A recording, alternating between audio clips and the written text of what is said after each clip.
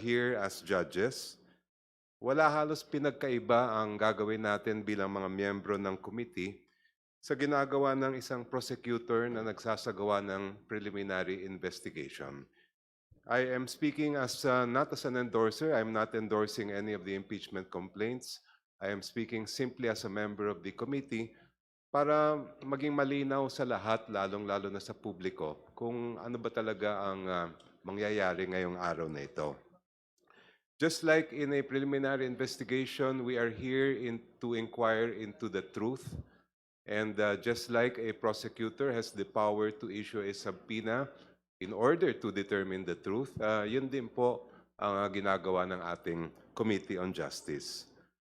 Dalawa po ang layunin natin at sana ito'y maging klaro to everyone, including the respondent.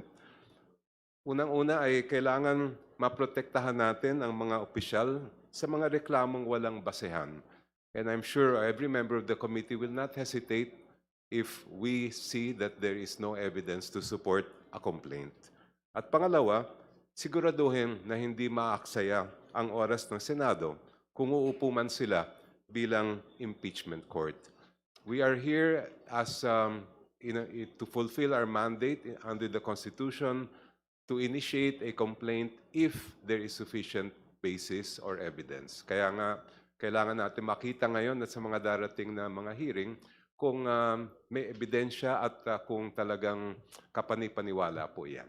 Thank you, Madam Chair. Thank you, Honorable Jokno.